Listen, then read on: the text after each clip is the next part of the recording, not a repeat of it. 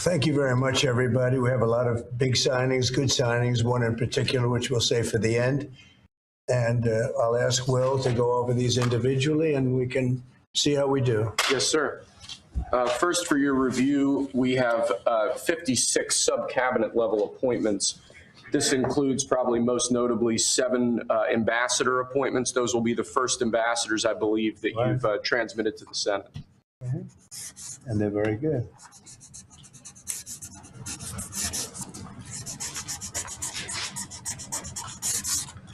Okay. Thank you, sir. Second, we have acting designations. We're actually designating Doug Collins to be the acting leader of both the Office of Special Counsel and the Office of Government Ethics. You know Doug, everybody, I think? He was in charge of the fake impeachment hearings, remember, that I won very conclusively? Fake charges by the radical left Democrats. Okay.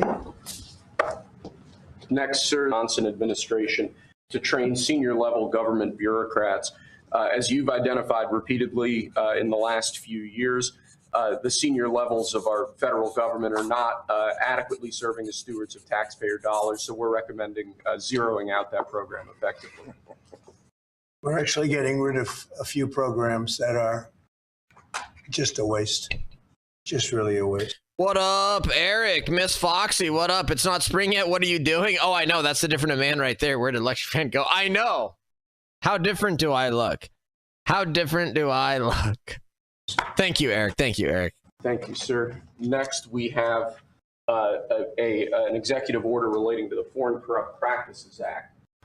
As you've repeatedly identified, the way that this act has been enforced over the years has been devastating to American business opportunities and business competitiveness abroad.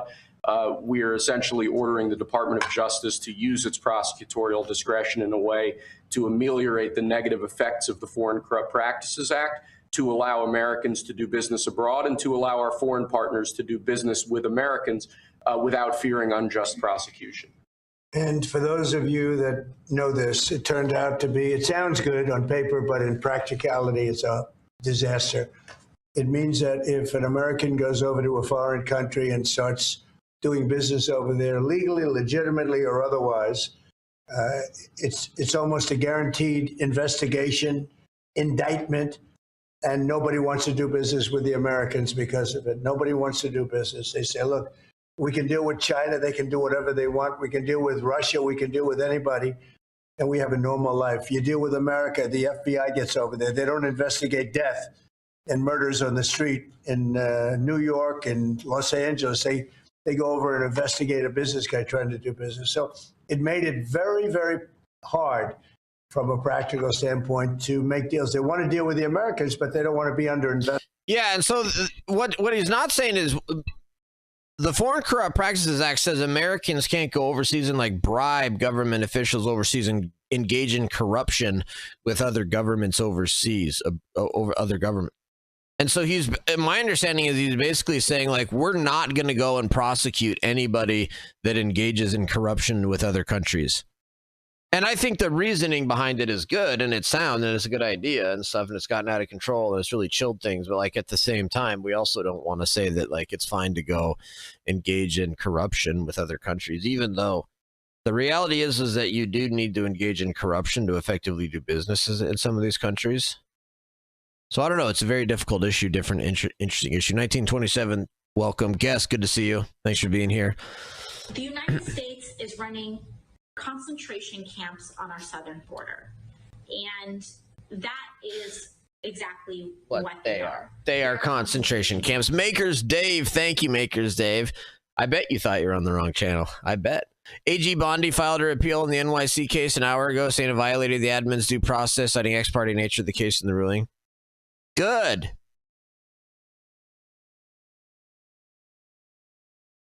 That's wild that she's getting involved now.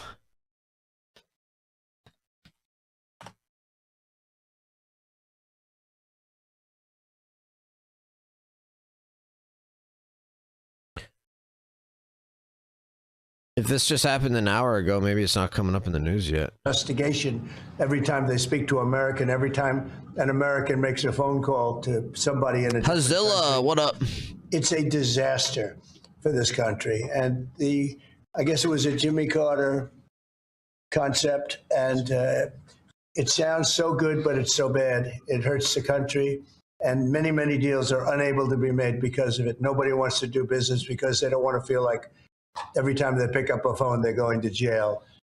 So we'll sign this, and it takes courage to sign it because you only get bad publicity when you sign it. It sounds so nice. The title is so lovely, but it's an absolutely horror show for America. So we're signing it because that's what we have to do to make it good. What a beast to make it good. What a beast.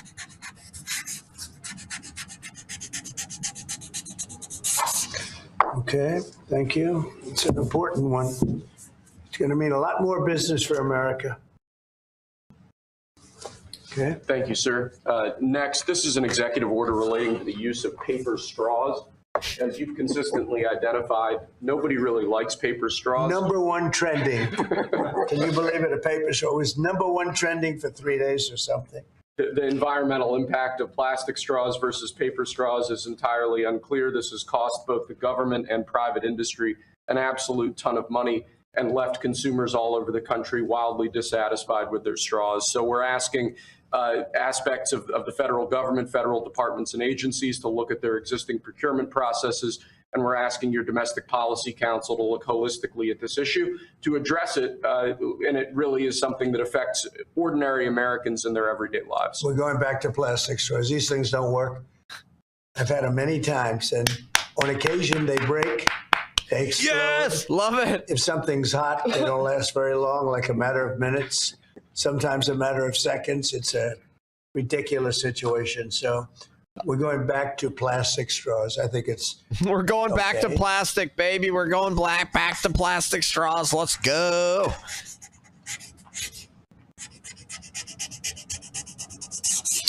And I don't think that plastic's going to affect a shark very much as they're munching their way through the ocean. I know, right, Zacchaeus? I Thank you, know. sir. Next, we have a full and unconditional pardon for former Governor Rod Blagojevich of the state of Illinois. Good. It's my honor to do it. I'll notice this. I'll note this, you guys, okay? Nobody in chat is telling me I look way worse clean shaven. However, nobody in chat is saying that, wow, Lecture, you look way better. You look great. You look wonderful.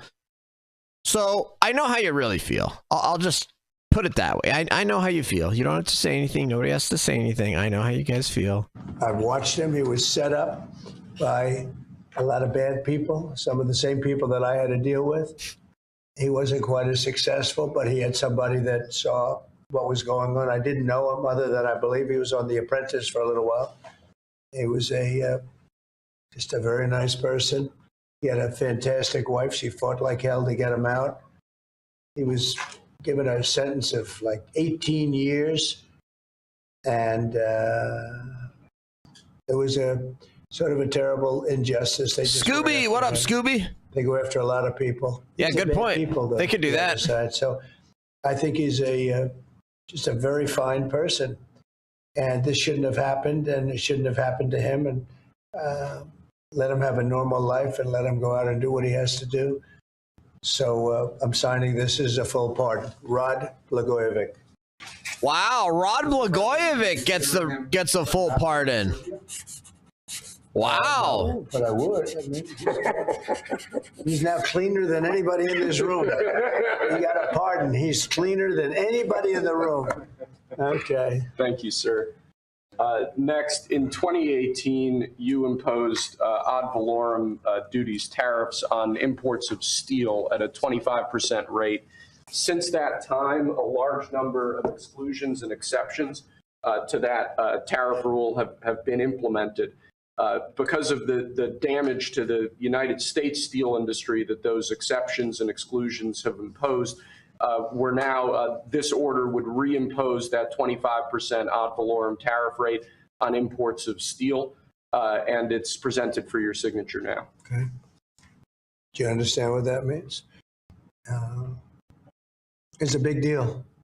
It's a big deal. This is the beginning of making America rich again.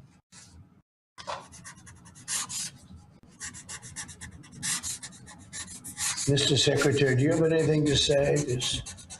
As you know, Howard is Secretary of Commerce, doing a fantastic job. And what do you have to say about it?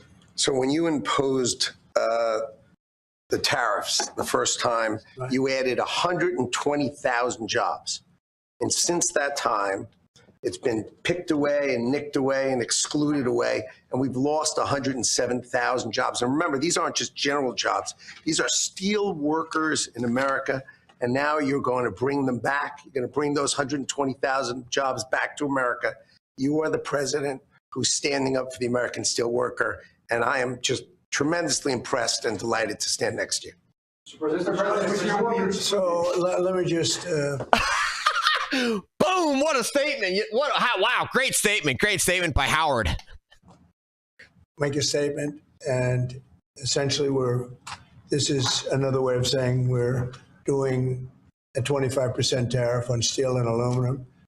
So the failed American trade policies have led our once incredible United States steel and aluminum industries, once incredible, they're not now, but they're not bad. I saved them because of my first term. Totally saved them. If I didn't do what I did, I put massive tariffs, not the highest level, but pretty massive tariffs. We took in a lot of money and we took in a lot of jobs, but we were being pummeled by both friend and foe alike. Our nation requires steel and aluminum to be made in America, not in foreign lands. We need to create, in order to protect our country's future, a resurgence of U.S. manufacturing and production, the likes of which has not been seen for many decades. It's time for our great industries to come back to America. I want them back to America. This is the first of many, and you know what I mean by that. We're going to be doing others on other subjects, topics. Protecting our steel and aluminum industries is a must, and today I'm simplifying our tariffs on steel and aluminum so that everyone can understand exactly what it means. It's 25% without exceptions or exemptions, and that's all countries, no matter where it comes from, all countries. If made in the United States, however, United States of America, there is no tariff, zero. Yeah, guess good. I'm glad Doge is working on Social Security, and I just want Doge working everywhere. I wish that Doge could have even more people. I wish Doge could have even more power, even more people, even more agencies, even more effect, et cetera, et cetera, et cetera. I'm so impressed with them. And who could ever be opposed to them going in and finding fraudulent payments that are going out of Social Security? It's like they're going to save Social Security money. So then the people that have legitimate Social Security claims can actually get their payments. How is that a bad? How could anybody be opposed to that? So if it's made in the United States, there is no tariff. All you have to do is make it in the United States. We don't need it from another country. As an example, Canada. If we make it in the United States, we don't need it to be made in Canada. We'll have the jobs. That's why Canada should be our 51st state. We'll bring back industries and we'll bring back our jobs and we'll make America industry great again. So essentially, we're putting on a 25% tariff without exception on all aluminum and all steel. And it's going to mean a lot of businesses are going to be opening in the United States. Now, we're going to be meeting over the next 4-week period, maybe on a weekly basis, and maybe we'll do a couple of them at different times and maybe together. But we'll be talking about other subjects like cars. We'll be talking about drugs and pharmaceuticals. We'll be discussing chips, and we're going to be doing some other things in addition to that, all which will bring in a lot of jobs into our country. Cars is going to be a very big one and a very important one. and America is going to be stronger than it ever was before. Okay.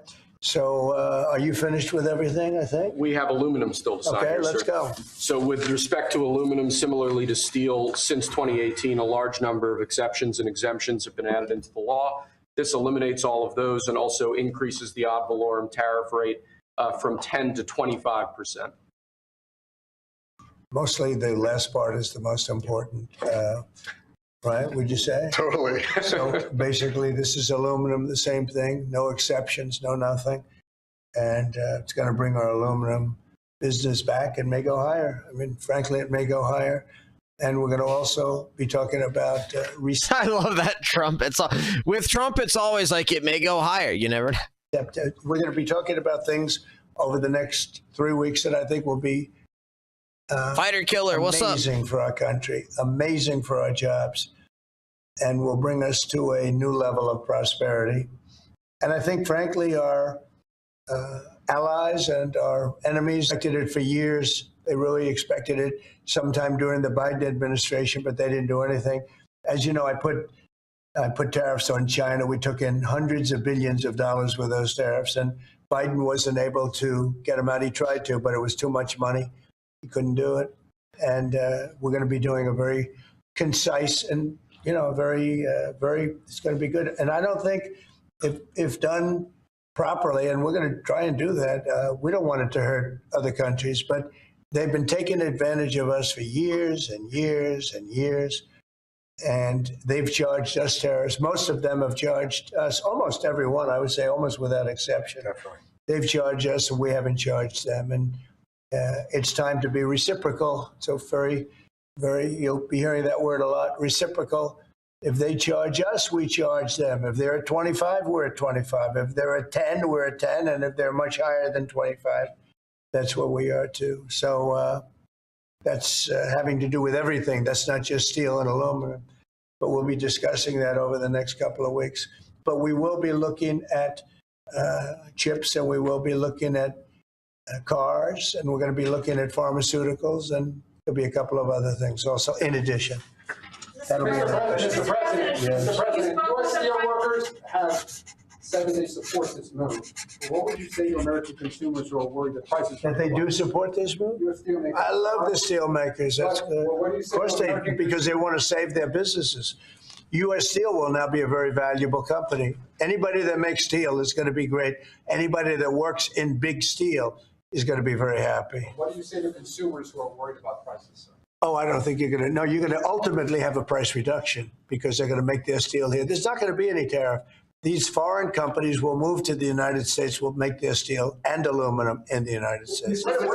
Ultimately, it'll be cheaper, but we'll also have jobs, many, many more jobs. Sir, what are you looking at in terms of tariffs on cars and chips? Well, we're looking at numbers, and we'll be coming up with a number, but we make some of the finest cars in the world, and some companies prohibit us from selling those cars in their countries, but they sell us cars, they send cars to us, and we don't do that. We charge nothing or 2.5%, and they'll be charging 100%. They'll be charging much more than that if you look at some of them. So I think those days are over, but we'll be announcing on other things such as cars. We got some other things we'll be doing, but the biggest thing is reciprocal. We want tariffs to be fair. If they charge us, we charge them. Tomorrow, the reciprocal tariffs? We'll be doing reciprocal over the next, I would say 2 days, don't you think? 2 days, yeah, maybe. Mr. President, the Australian Prime Minister has said that you are considering an exemption from Australia on steel. Is that correct? And why? I just spoke to him, very fine man, and he has a surplus. I mean, we have a surplus with Australia, one of the few. And the reason is they buy a lot of airplanes. They are rather far away, and they need lots of airplanes. And we actually have a surplus. It's one of the only countries which we do. And I told him that that's something that we will give great consideration to. And would you consider one for the UK as well? Well, we have a huge deficit with the UK. Big difference. You don't have a deficit with Argentina. Is that country also going to be? We have a deficit with a little deficit with Argentina. We almost. How does Trump know whether we have a trade deficit or not with every country in the world off the top of his head? Every country? All 190 countries? With every country. But Australia, because of the airplanes, they buy a lot of airplanes. There's a little bit of a surplus. I guess so, Eric. Yeah. I don't mind. What is your plan for example, farmers? Last term, you. Well, the farmers are going to be helped Would you do that greatly. again? Yeah, the farmers are going to be helped greatly because they're not going to be dumping everything into our country. This would be a great bill for farmers. And in terms of retaliation, if they retaliate, it's, as I said, it's reciprocal. So if they raise it a little bit, then we raise it automatically. So I don't think it helps for them to retaliate. But also remember this, they can't really retaliate because we're the piggy bank. We're the piggy bank. But if we don't do this, we won't be the piggy bank for long. We won't be much of a country. Mr. President, you see that report, sir, that Hamas was going to stop releasing Israeli hostages, and what was your reaction? I think it's terrible. Look, I looked at the hostages that came in, and they're emaciated. It looked like something out of the 1930s. It's an absolute disgrace. And I think they saw the way the world viewed it, and they're looking for a reason not to send more because they're all, you take a look at that, it looks like it was a concentration camp, which essentially it was. It looks like they came out of the Holocaust.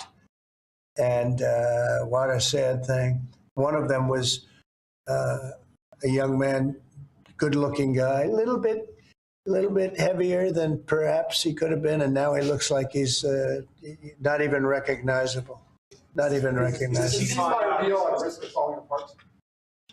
Look, I can tell.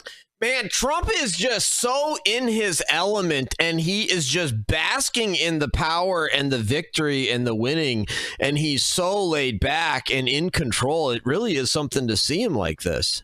I tell you that those people have been badly hurt, both mentally and physically. I'm talking about the young women that came out also previously. And I think one of the reasons they're doing this is because they're probably sending the best. What you see is probably the best because they want to send people that look at least healthy. And that's not healthy. These people have been badly hurt. They've been interviewed by our representatives. They've been interviewed by Israeli representatives, and they're really hurting. They are really hurting mentally and physically. And I think Hamas is looking at that and saying, well, it's not going to get much better than that because they probably send out their best as a representative, and they've got more to send out, and they probably feel that they can't do that because it's not going to make them look very good. Is the ceasefire delay that, sir? Should the ceasefire then be off? Well, I would say this, and I'm going to let that because that's Israel's decision. But as far as I'm concerned, if all of the hostages aren't returned by Saturday at 12 o'clock, I think it's an appropriate time. I would say cancel it and all bets are off and let hell break out. I'd say they ought to be returned by 12 o'clock on Saturday. And if they're not returned, all of them, not in drips and drabs, not 2 and 1 and 3 and 4 and 2. Saturday at 12 o'clock, and after that, I would say all hell is going to break out. And I don't think they're going to do it. I think a lot of them are dead.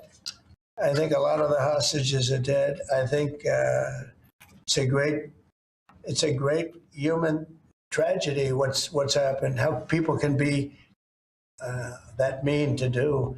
I mean, the one guy was laughing when a hostage he thought his family was alive, found out the family was dead, and his captor, so to speak, started laughing because he thought it was so funny. You know, this is a different group of people. No, I would say Saturday at 12, we want them all back. I'm speaking for myself. Israel can override it, but from myself, Saturday at 12 o'clock, and if they're not here, all hell is going to break out. Mr. President, in an interview this weekend, you said that Palestinians would not be guaranteed the right to return to Gaza if the U.S. were to develop it. What did you mean by that? We've spoken to a lot of Palestinians. They would love to leave Gaza if they could find a place to be. And I've spoken to various leaders of various countries in the not so distant area from where we're talking about, the Gaza Strip. And I think they were very positive about providing land. What we need is land. And if we could build a nice place for people to live safely, everybody in Gaza would do it. They've been persecuted. They've been spit on. They've been treated like trash.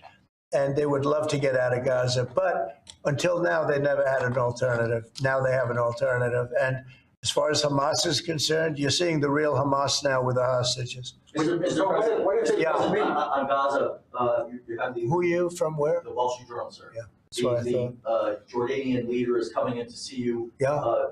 Folks in Jordan have expressed Tomorrow. opposition to taking in more Gazans, more Palestinians. How do you want to convince him to do otherwise? I think he'll take.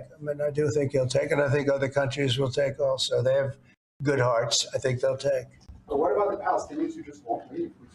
Our team has spoken to many. They're all going to leave when they have a place that's a better alternative. When they have a nice place that's safe, they're all going to leave. It's a hellhole right now. But how are you so sure? Will the U.S. force them to leave? You're going to see that they're all going to want to leave. Mr. President, when it comes to Saturday at noon, there's an American hostage who's still being held by Hamas right now. Look, who knows? Are they alive? Are they not alive? But I saw the condition. When I saw the condition of the last ones that came out, and the women too, everybody. The one woman had her hand blown off because she was trying to stop a bullet being fired at her, okay? Kind of a situation is that. You saw her. I just think it's time to either you release everybody. They're not going to be alive right now based on what I saw over the last 2 days. They're not going to be alive for long. Saturday at 12 o'clock, and after that, it's going to be a different ballgame. Mr. President, when you say all hell is going to break loose, are you speaking about retaliation from You'll find out, and they'll find out too. Hamas will find out what I mean. Mr. President, They're going to find out what I mean. These are sick people, and they'll find out what I mean Saturday at 12 o'clock. But no involvement with Palestinians from the West Bank. Are they Saturday at 12 o'clock local or Saturday at 12 o'clock Eastern? That's what I would follow up with. going to be relocated to? Well, right now, no. Right now, they're there, and I assume they want to remain there. It's different. They're there. It's never been like what we're talking about with the Gaza Strip. So they're going to continue there? You have No, I have no plans there. Mr. President, regarding the Consumer Financial Protection Bureau, Democrats, including Elizabeth Warren, have said that by freezing it, it's giving big banks and giant corporations the green light to scam Yeah, families. Pocahontas, the faker. That was set up to destroy people. Every single time her name is brought up, Pocahontas. She used that as her little personal agency to go around and destroy people. And she's a fake. Eric. Just like she said she was an Indian, and she wasn't an Indian. You have more Indian blood in you than she has. She went to college based on the fact that she was an Indian. She got jobs based on the fact that she was an Indian. She's a fake. That was set up to destroy some very good people, and it worked. I mean, it worked. A lot of great people. I'll tell you, before I ever heard the term, people would come up to me in the Midwest and areas that say, "Sir, I'm being destroyed by them." They use that to destroy people. She's a nasty woman. She's a really nasty woman, despite her phony beer commercial. We did the right thing. That was a very important thing to get rid of. Can you confirm? And it was also a waste. I mean, number one, it was a bad group of people running it, but it was also a waste. If you looked at when she really ran it, wow, that was a vicious group of people. They really destroyed a lot of people. And you can confirm it's your goal is to have it totally eliminated, I the would agency? say, yeah, because we're trying to get rid of waste, fraud, and abuse. What's next? And didn't I hear that somebody made like $38 million or something running a little agency? What was her name? What was her name? And what did she do? And what was that all about? All the money that she made? Does anybody know? Okay. Yeah, Brian, go ahead. Good to see you. The latest CBS poll has your approval ratings at an all-time high, despite all these controversial subjects and executive orders that you're doing. I want to get your thoughts on that, how you've really connected to mainstream America. Yeah, I have high approval ratings because I'm using common sense, whether it's getting men out of women's sports. I mean, have you seen what goes on with the boxers and with the weightlifters and with the swimmers and everything? It's so ridiculous. And I think it's a 90% issue. And, the amazing thing, the Democrats are still fighting for it. It's crazy. It's crazy. I think we should go to Congress also, have that cemented and, make it indelible. But it's, to me, it's all common sense. Who wants an open border where prisons are dumped into our country, where prisoners are let into our country, many of whom are murderers, many of whom murdered far more than one person, and they're now roaming our country? Who wants that? I mean, it's terrible. Steve, I'd like you to say a couple of words about it. Yes, well, as you know, Mr. President, since you issued your day one executive orders, border crossings are down approximately 95%. You talk to agents on the line, in their entire careers, they've never seen crossing days as low as what they're experiencing right now. The cartels, in fact, are enormously frustrated because they've never seen a clampdown like this before in American history. There are people who were working at Border Patrol back when it was INS in the 80s and 90s. They've never seen a day like this. That's because you've mobilized the 10th Mounted Division, the Marines, the entire U.S. military. They're erecting physical miles of barrier, temporary and ultimately permanent, every single day. You have all of your border agents pushed at the front line. They're not doing the humanitarian processing, quote unquote, that Biden was doing. They're doing law enforcement and national security. They're interdicting weapons and drugs. They're interdicting violent, high-threat criminals. And the U.S. military is repatriating illegal immigrants at a pace and a scale that has never occurred before in American history. And those who are committing human trafficking and child trafficking are being prosecuted for felony offenses, and they'll be doing hard time in jail. There's never been a lockdown like what you have implemented through your orders and vision since you took the oath of office. What's your thoughts on DOGE? Wednesday at 10 a.m. we're having the first subcommittee focus on the fraud in Medicare. Yeah, before I discuss that, I just want to add to what Steve said. And we want people to come into our country, but we want them to come in legally. They have to go through a process. And we have to know that they haven't killed 9 people, or they haven't killed, like in one case, five people, and they're out on the loose, and we're all looking for that particular individual. This was all led in by Biden and the group of stupid people, bad people and stupid people. Some are bad, some are stupid, some are both. But I'll tell you what they've done to this country, but we're cleaning it up. And hard to believe I can say it. It'll be better than ever before. But we have a lot of bad people we have to get at. We're searching out for a lot of them. I think Tom Holman and Christie are doing an unbelievable job. Christie, no, they're doing an unbelievable job and taking out massive numbers of people. And you notice every country is accepting those people back. Remember, everyone said, oh, they'll never accept them. They're all taking them back. They have to. They're all taking them back. Every single country is taking them back. I don't know if they want them or not. I don't imagine they do, but they're taking them back. Are you going to talk to Zelensky this week? President, back on Gaza, you talked with Fox News about the billions of dollars we pay for Jordan and Egypt every year. Would you withhold aid to these countries if they don't agree to take in the Palestinians? Yeah, maybe. Sure. Why not? I mean, if they don't agree, I would conceivably withhold aid. Yeah. Why not? Yeah. Sure. Yeah. The Saturday deadline. Sure. I mean, it's just my deadline, but they may change it. But I think it's. I've seen too many people come out. They look like Holocaust victims from many years ago. I've never seen anything like it. I didn't think this could happen in this world today. You know, we think we have a civilized world. It's not civil. These are bad people we're dealing with. So that would be my suggestion. And he can open it up or not open it up, but that would be my. Do you have anything to say about that? Your commerce, but you have a lot to say from the standpoint of your faith and your religion. Go ahead. So it's amazing that 4 years of nothing, and then you come in and you immediately start to move the needle. You have hostages coming out. You send Steve Witkoff, who's done an amazing job for you. You're changing the Middle East.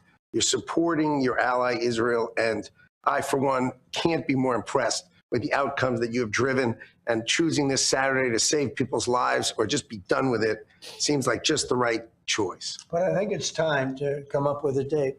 It's what are we going to do? Keep every week 2 people, 3 people. I mean, this guy just comes off this. Is anybody else getting the vibe that Howard Lutnick is just the biggest like suck up of all time? People. No, I don't think we can do that anymore. These are very seriously endangered people. These are endangered people. I don't think they're going to last very long. You know, the people that came out yesterday, they wouldn't last very long. Were you ruling out any U.S. involvement in whatever happens after this deadline? We'll see what happens. We'll just see what happens. Will you talk with Zelensky this week, sir? Yeah, probably. By telephone, what's your He message? wants to make a deal. Let's see. We'll see. We're dealing with them, and I think they both want to make a deal, but we'll have to see. It's got to be done. What is Zelensky? Would have never happened if I were president. This would never have happened. Millions of people are dead. What will Zelensky have to give up, if anything? We'll talk about that later. Because Your reaction to a judge today continuing a pause on the buyout program for federal workers? well, I don't know how you can lose a case like that. We're talking about people, you know, everybody. I got elected on making government better, more efficient, and smaller. And that's what we're doing. Amen to that. Smaller it was a very government. Generous buyout, actually. Boom. Also, if people don't show up to work, we have a right to fire them. And they have an option. They can show up to work or not. If they don't want to show up to work, then let them work. Because then the next step is, have you worked before? Have you worked during this time that you're supposed to be working? You'll find many of those people, in my opinion, have had other jobs, even though they're collecting money from the federal government. Many have had, in my opinion, other jobs. If the And if buyouts they did, that's a big problem. if the buyouts are blocked in court, will you instead pursue layoffs in federal departments? I don't know how they can do. This is free will. This is a buyout where people, you know, they were offered a good deal. Many people have taken that, as you know. But, you know, many of those people, and we talk about reporting to work, right? I happen to be a believer that you have to go to work. I don't think you can work from a home. I don't know. It's like there's a whole Meanwhile, Trump gets to work from home. He lives in the White House and works in the White House. big, oh, you can work from home. Nobody's going to work from home. They're going to be going out. They're going to play tennis. They're going to play golf. They're going to do a lot of things. They're not working. It's a rare person that's going to work. You might work 10% of the time, maybe 20%. I don't think you're going to work a lot more than that.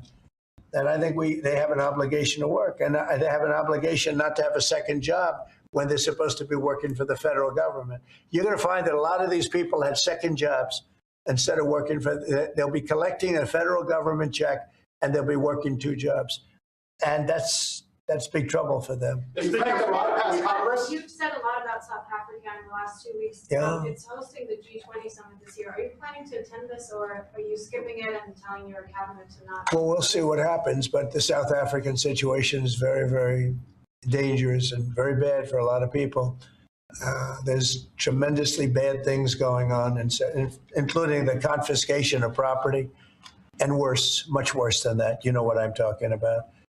And we're not making any payment until we find out what's going on in South Africa. Yes, What's next for General Kellogg going to Ukraine this week, sir, soon? Yeah, it is Keith Kellogg. General Kellogg is an excellent guy, and he's spending time doing various things. We have numerous people working on numerous different problems. You know, when I left office, wasn't long ago, a little more than 4 years ago, we had no wars. We didn't have problems. Now we got the whole world is blowing up, but we'll put out the fires. You've been talking to Vladimir Putin. Are you trying to set up a meeting with him? Well, I can't tell you what I'm talking about, but we are talking as a group also. I think he'd like to make a deal, but it takes 2 to tango. And so, I mean, you can't give us any more clarity on whether you personally have spoken to him. I don't want to talk about it. No, I don't want to talk about it. It's not going to help you to know. But we would like to get a deal done if possible, only because, in my case, save lives. You know, we're much further away. Remember, we have an ocean separating. They don't. Europe should be paying what we're paying. And Europe has done it more in the form of a loan than with us. We just give it. You know, Biden gives it because he's not a smart individual, not a very smart individual. We have people over there today who are making a deal that as we give money, we get minerals and we get oil and we get all sorts of things, because why are we doing this? And all this money. We're in for maybe 350 billion, and Europe's in for 100 billion. And Europe's in really as a form of a loan. In theory, they get that money back. In theory, they get interest on their money. It's a whole different ballgame. And Biden is the one that started doing this. Every time Zelensky came here, he walked away with 60 to 100 billion dollars. I think he's one of the greatest salesmen who have ever lived, by the way. Can you discuss your intentions with the Kennedy Center, which you're now board chair of? So we took over the Kennedy Center. We didn't like what they were showing, and we took over the Kennedy Center. Oh, that's amazing! I didn't know the president could take over the Kennedy Center. Great. Various other things, and I had a lot of the board members already, as you know, and we have some that will be replaced, but we have, I guess, a whole new group of people going in. I have Rick Grinnell, who's got some experience in that world. He's very good. Going to be handling it on a temporary basis. I think he'll do a great job, but we're going to get some great professionals. I'm going to be chairman of it, and we're going to make sure that it's good and it's not going to be woke. There's no more woke in this country. This woke has cost us a fortune and cost us our reputation, but the reputation's coming back very, very rapidly. Thank you very much, everybody. Thank you. The penny is gone. No, the penny's gone. Is the nickel next? What about the dime? What about anything? Good luck. The penny is gone. The penny cost this government a lot of money. Thank you, guys. Thank you very much. Thank you, guys. Thank you. Thank you. Thank you. Thank you. Thank you, guys. Thank you. Well, there you go. More impressive work out of our president, Donald J. Trump. Can't go wrong. Can't go wrong. I am Dano in the house. I love his words, blunt and to the point. Reminds me of my dad. Say what you mean, Mooch. I love it too, Dano. I love the way Trump talks. I love the way the words he uses. Absolutely love the directness. I also love how he's like, you know, we have an ocean separating. We have an ocean separating. Or he's like, makes these comments where he doesn't quite finish the sentence. I absolutely love it. Love it. Thank you, Mr. Chair. Mr. Gear, thanks so much for being here, and thanks so much for taking the time to visit in my office. As U.S. Trade Rep, you're going to be the tip of the spear in advancing President Trump's pro-growth and pro-worker trade agreement agenda. You're going to be working to open up new markets for our nation, for our producers, including for Wyoming mining, Wyoming energy. Mandeep, what was your initial take on this? How seriously do you take this offer? I mean, look, Elon Musk has a foundational model company. So xAI is a company that is a competitor to OpenAI and, you know, Meta and Gemini, so all these foundational models. And what DeepSeek moment has showed us is everyone is focused on, you know, reasoning models, which is what OpenAI Owen is. And everyone is fixated on, you know, lowering the cost. So our view is there will be more consolidation, but I didn't anticipate this form of consolidation where you end up seeing a hostile bid, you know, where clearly I think given Microsoft's stake in OpenAI, there's no way you could see a deal like this happening. Okay, so that's an important point here because Microsoft owns 49% of OpenAI. They're basically the controlling shareholder. They've not said anything about this at all in response to this unsolicited offer. Sam Altman did say, no, thank you, but we will buy Twitter for $9.74 billion if you want, so kind of trolling him back. If Microsoft were to say something, what would it say here? Well, I think the relationship between Crazy. That's a weird one. What else happened today? Virginia Fox, I don't know. Chuck Schumer announces whistleblower portal.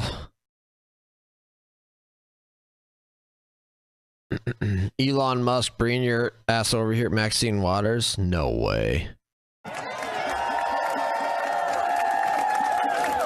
And now, one of my great heroes, Maxine Waters.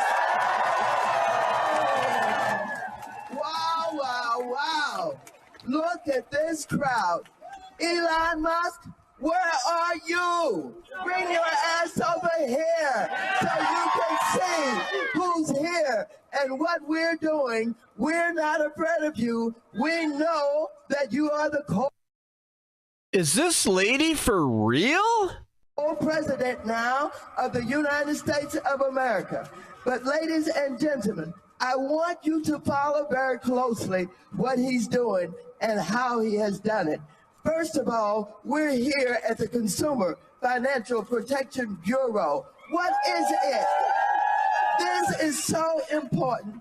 Prior to this being organized in the Dodd-Frank reforms, consumers didn't have any place to really file complaints.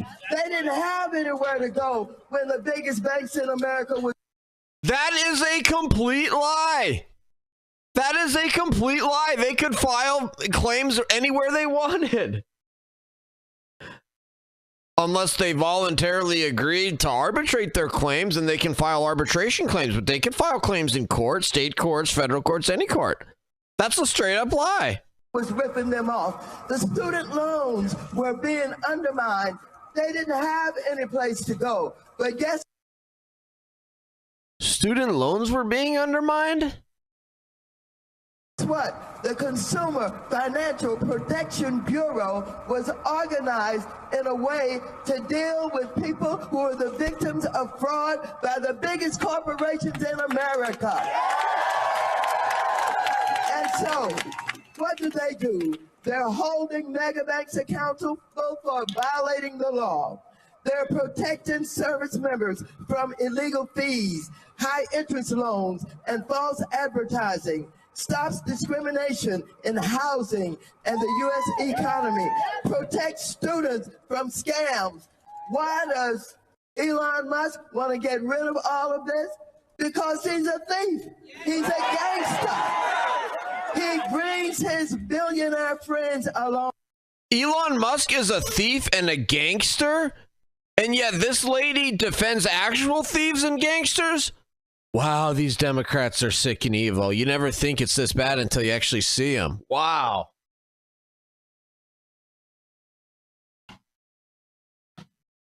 With him because they think that they can take over this country. And Trump has said, you give me enough money, you can have it. And that's what he has done. He has turned over our country to Elon Musk. We didn't elect him. We didn't select him. We didn't ask for him, and we don't want him. Yes, we do, Maxine. Yes, we do. We want him. And so, if he thinks we're pushovers, he got another thought coming. We are prepared to fight. We're prepared to fight. Oh, what are you going to do, Maxine? What are you going to do? All of the data. He has violated our privacy. He has violated our privacy, and he keeps going. Well, you know, we fought him over at Treasury. Remember, he took his little gangsters in, and they stole our private information. And we organized in the way that we're doing today. This is just straight up false and just conspiracy theories and just lunatic, like crazy type stuff. Wow. He was surprised as hell. He didn't know that we would come together in the way that we're doing. USAID. He went in there. Why did he go? It is my understanding he was already under investigation by you. And so he went in there to steal all of the records, to get all of the data. But guess what? It's something bigger going on with him and Trump. Elon is over in South Africa, threatening Ramaphosa, the president of South Africa, and telling him, we are coming in here, I'm going to create a whole battery factory. But you guys work to get something, I believe in your constitution, that says that the black South Africans and people who we fought for to get rid of apartheid now can have 30% in all of the foreign businesses that come in. Elon Musk said, I'm going to build a battery factory. I want you to get rid of that 30%. And so we said no. And so I've talked with the ambassador from South Africa. The Elon Musk thing obsession is hilarious. They're obsessed with Elon Musk. Dude, Donald Trump is a genius. Donald Trump has now deflected all criticism of Trump is now onto Elon Musk. The Democrats are obsessed about Elon Musk now, and all criticism is going to Elon Musk. This is fantastic. This is genius. They're fighting, they're struggling, but guess what happened? Trump announced that they're going to get rid of all the foreign aid if he doesn't do it. And they're reorganizing all of the right-wing old people that we fought in order to get rid of apartheid. But now these gangsters are going to threaten and bluff them and take over South Africa by going in and developing all of Elon's businesses and the battery. They're gonna take over South Africa by going in and developing Elon's businesses and battery factory. What? This lady is nuts.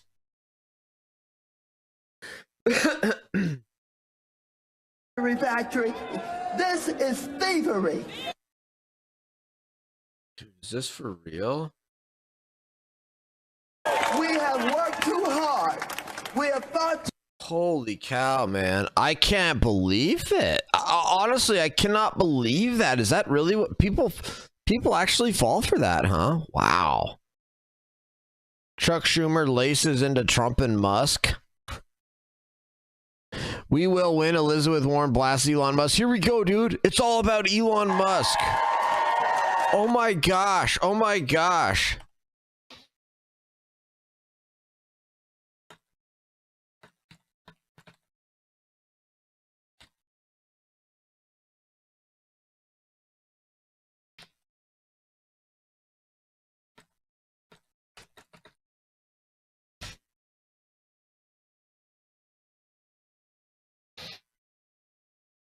All criticism now just goes towards Elon Musk. Donald Trump never gets criticized now. I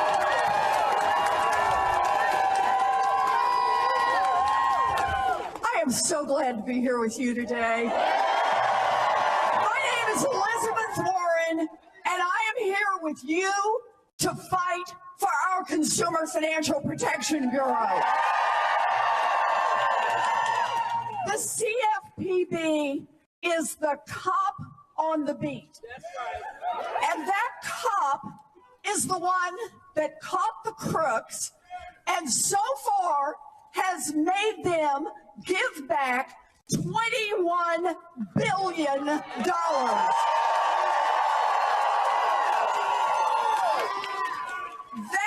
cop is the one that put that $21 billion right back into the hands of the American people who got cheated. That cop is the one who has worked day by day to get your money back when some slime ball decided they could cheat you and there wouldn't be anything you can do about it. Now, the CFPB is the little agency that has fought for us, and we are here today to fight for the CFPB. Let's give a huge cheer. Oh my word! They're literally for a government agency. Ran his campaign on lowering costs for working families. Yeah. Now. Oh my gosh. Anyway, wow. Just wow. This is insane. Better off. Wow, Hydra. That is definitely controversial. If Biden had done this, the left would be greatest idea for sure. Believe Doja's collecting evidence of crimes. Oh, for sure. The CFPB isn't protected consumers for. Oh, I agree, Hydra. All it's done is make life a pain in the butt for banks. Numb in the house. What up, Numb? Woke is dead. Let's see what you got. Pete Hegseth signed a memo officially renaming Fort Bragg back to Fort Bragg. Oh, I love it. There it is. Pursuant to the authority of the Secretary of Defense, Title 10, United States Code, Section 113, I direct the Army to change the name of Fort Liberty, North Carolina to Fort Bragg, North Carolina. That's right.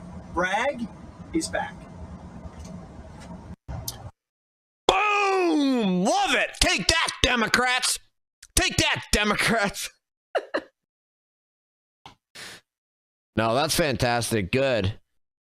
Pete Hegseth's the man.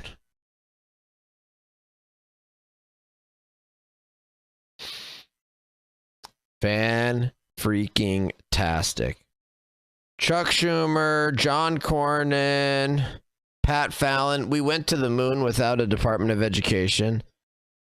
Dick Durbin decries confirmation of Pan Bombay. Ro Khanna calls on Elon to come to Congress. It's all about Elon, dude. All of the videos of Democrats today are about Elon Musk. It's absolutely hilarious. John Thune praises Trump's DNI Tulsi Gabbard. Speaker Johnson. Oh, here we go. This week? Yes or no? This week. Stay tuned. We said last week we were going to have it. I know, and I've got 220 people that I'm working through their opinions on. No, this is part of the process. Everybody needs to relax. It takes a lot. We're doing probably what is one of the most consequential pieces of legislation in decades for Congress, and it's got a lot of moving parts, and it's very complicated, and I got people with a lot of opinions on it, but we're working through those opinions. It just takes time. Unlike when we did this in 2017, I was a freshman in that 2017, the Tax Cuts and Jobs Act. We could afford to lose a couple dozen votes. We can't afford that this time. So the hard work of the negotiation has to be done on the front end so that we can deliver a product that we know everybody will support. How much is the Senate complicating this by Not going much. forward? Look, I spent a good while talking with Lindsey Graham at the... See, the problem with that is that all of that's going on behind closed doors. That's supposed to be going on in open committee with amendments and votes and everything else. Instead, they're cobbling this together behind closed doors like they always do. That's not good. At the Super Bowl in the suite with the president, and he and I are on. Ariel, what's up? Talk about a slime ball. Pocahontas there took scholarship and money away from actual indigenous people. Right. But yeah, Alex fan about the apartheid. It's not that the raisin was cool, but they went from being a puppet of the British with some standing in the world to just a puppet of China per bricks. March 14th, U.S. runs out of money. Yeah, I don't know that much about it, Hydra. I believe that makes sense. I never have studied the history of South Africa. On the same page. In fact, I could show you a photo on my phone where we both held up the one finger and I said, one beautiful bill, and he smiled. There is no daylight between us. We all want exactly the same thing. We're working on the best and most effective and efficient way to get there. I continue to believe it is the one bill strategy. I think the Senate, including Lindsey Graham, understands that, but they want to move and show some action. So I get that. But we're not at odds. No one's upset about this. We're just working through the process. I wouldn't say it's helpful. Look, we all feel the same sense of urgency. We don't need any more pressure points on that because we're all trying to do the same thing as quickly as possible. But as you've seen, what we're negotiating is a very complicated thing to achieve, to make sure that we extend the tax cuts, make sure that we do these other big objectives that we have in front of us, and do it in a way that does not add to the deficit and increase the debt burden on the country. And so that's a very complicated thing to do, and there's a reason that Congress doesn't do this often, but we're going to get the job. Mr. Speaker, the administration is also suggesting, or at least it's not saying, it would comply with some of these court orders, halting some of their actions, including on the access to the Treasury Department systems. Should the White House comply if the federal court orders them to do something, such as destroying the records that they downloaded from the Treasury Department? Well, look, there are appellate processes and all of that. I haven't followed the latest on the litigation, but obviously we have systems that have to work. I mean, we have an order to the government. But we're fully supportive of what the DOGE effort is doing and what the president is doing. It's a very aggressive agenda that was promised to the voters. Remember, he's delivering on campaign promises right now. We are going to be codifying a lot of these changes. And I love how all these Democrats in the media are all asking, oh my gosh, is Trump going to just ignore court orders? Is Trump going to just ignore court orders? You know why the Democrats are all worried about that and asking about that and obsession about that? Because that's what they do. They ignore court orders. What they've uncovered is frankly shocking. There are a lot of expenditures of the federal government that Congress has not been aware of, in spite of our best efforts to do oversight. Some of this has been hidden. So it has taken this level of audit. How messed up is that? Congress doesn't even know what the federal government is spending, and yet our Constitution is premised on the fact that every single expenditure of the federal government is voted on by Congress. What a pathetic joke our government has become. What a farce.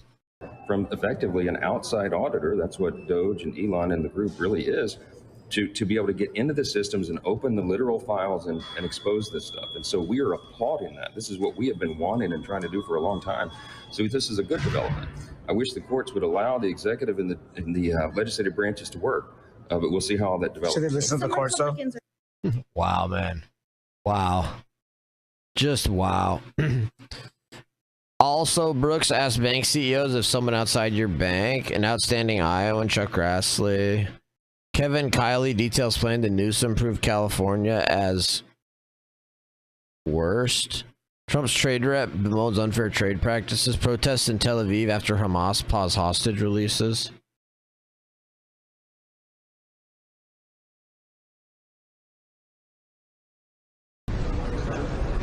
JD Vance, boys. JD Vance.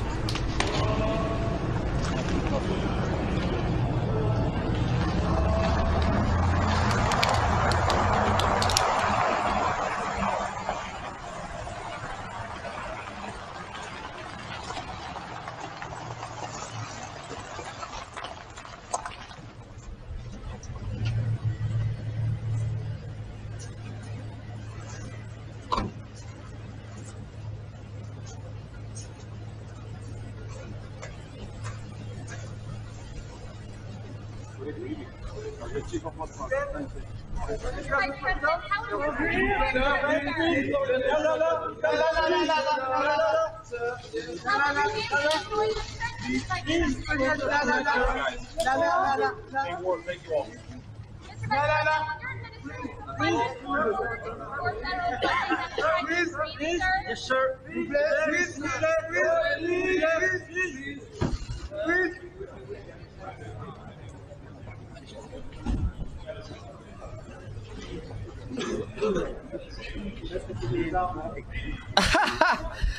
I love how that was like I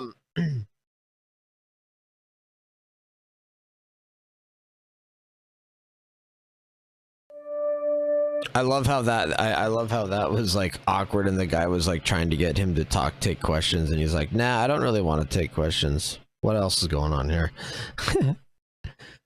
Trump reveals what surprised him about the Gulf of Mexico name change. We thought it would be very appropriate. We thought it would be appropriate. Catherine, thank you very much for being here. So it's been a very important part of his life. And who knows what would have happened to him without you. It might not have been good. Here you go. Yay. Okay. Have you talked to Mexico about this? Actually, interestingly, I've never spoken to him about it. It was our call. And I have not spoken to him about I've spoken to him about many other things, but I haven't really talked to him about this. They have never brought it up. I'm a little surprised at that, but they've never brought it up. Sir, can you tell us? Mexico's never brought up the name change. That's pretty funny.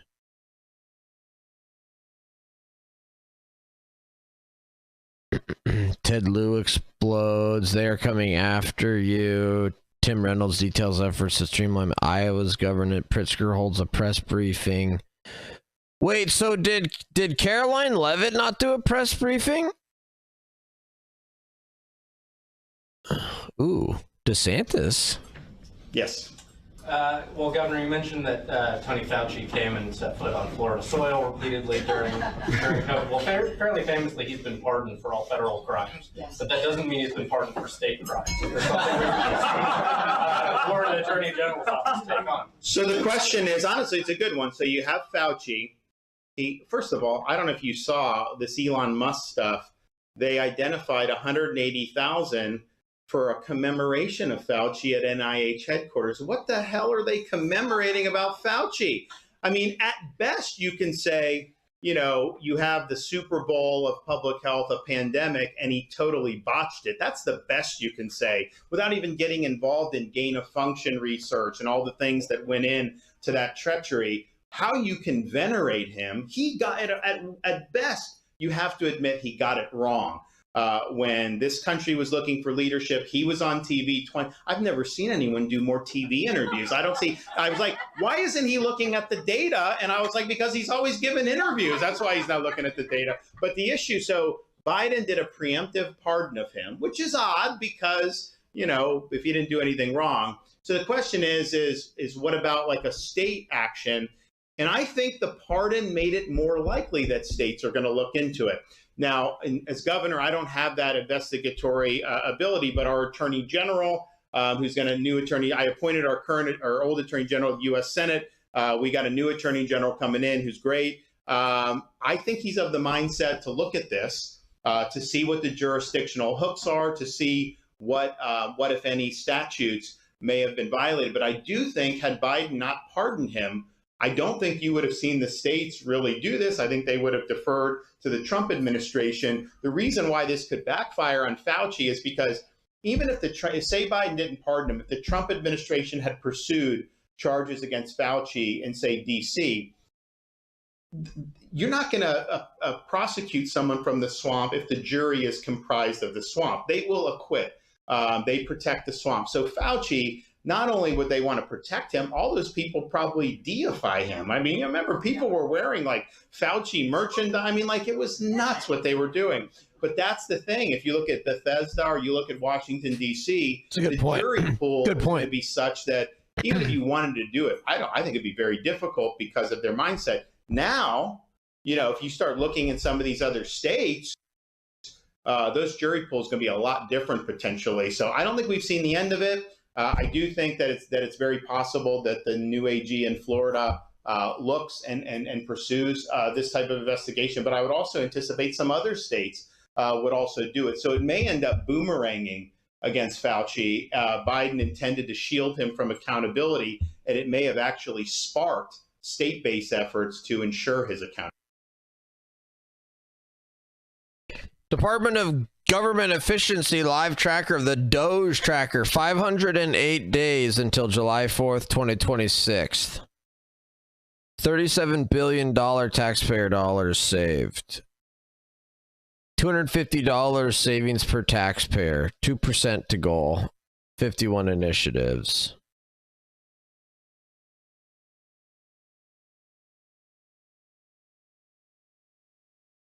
Very cool. I like it. Doge tracker, doge-tracker.com, doge-tracker.com. I like it. I like it.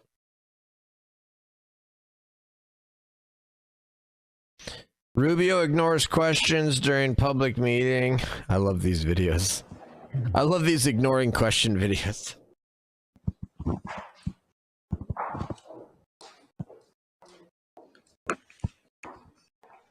Does lecture respond to chat? I do. Irish fight. Yes, I do. Irish fight. For some reason, I'm not doing a very good job tonight. of reading chat. Irish fight. Hey, Mr. Lecture, how do you feel about recent order from Trump to AG to stop enforcing Foreign Corrupt Practices Act? Do you think he'd replace the law with an internally domestic version? Well, we already have like a lot of internal sort of domestic equivalents to the Foreign Corrupt Practices Act. Every single state, federal government has lots of it. I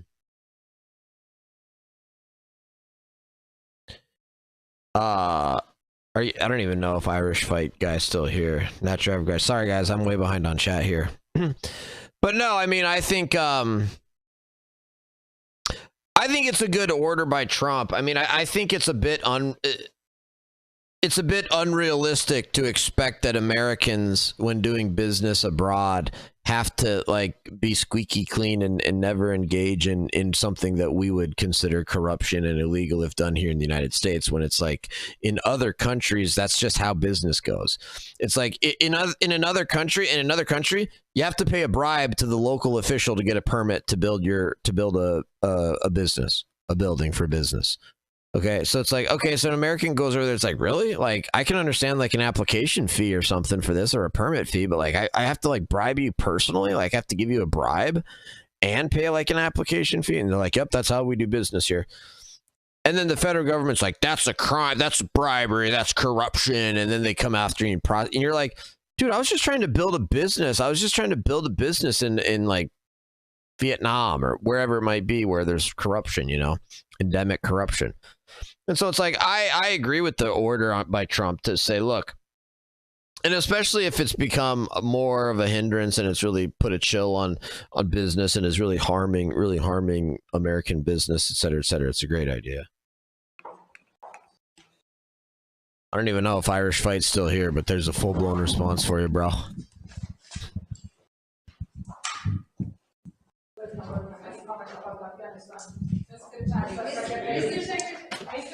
Mr. Sec, Miss,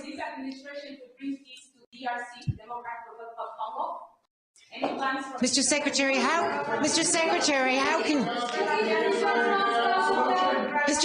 how can you own Gaza by the U.S. with so much opposition from Saudi Arabia? With Saudi Arabia.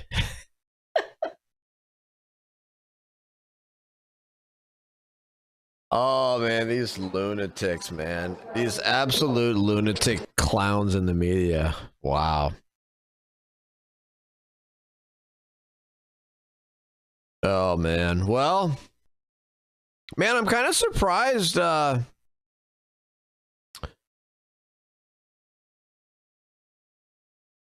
wow, here's my boy Troy Downing. I'm kind of surprised. Where's Carolyn Levitt? Did she not do a press briefing? Thank you, Mr. Chairman. Now, as Montana's former regulator for securities and insurance, my mission was to hold bad actors accountable, to lower insurance costs, to reduce unnecessary regulations for Montana businesses. Tried to partner with business, try to streamline that while making sure that we do hold those bad actors accountable. My job was not to tell businesses who they can work with. The priority of the regulators is safety and soundness. And under Joe Biden, the priority was picking winners and losers, pushing policies that could not get enacted through Congress, from suffocating fossil fuel companies to stifling digital asset innovation in the United States. So my first question, Mr. Graywall, can you tell me what you expect regulators to do to protect the safety and soundness of the digital? This is my congressman, by the way, Mike. This is my congressman. This is Montana's Eastern Congressional District Congressman Downing, holding a hearing on cryptocurrency. He made it on the House Financial Services Committee. Digital asset ecosystem. Thank you, Congressman. I suppose to put it as simply as I can, to say what they want us to do, and when we do it, to say what else we need to do in order to comply with their expectations. It's the combination of refusing to lay out simple rules that we can all follow, and when they have questions with compliance with those rules, operating under the cloak of secrecy and using tactics such as delay and obfuscation to essentially exhaust the firm into submission. Thank you. Mr. Campbell, do regulators treat digital asset companies differently from other lines of business? Yes, sir. Yes. Mr. Teal, do you believe the Choke Point 2.0 scheme drives companies like yours out of the United States? Congressman, 2 years ago, we made the public statement that we were going to move 50% of our revenues offshore because of the regulatory environment we were operating in.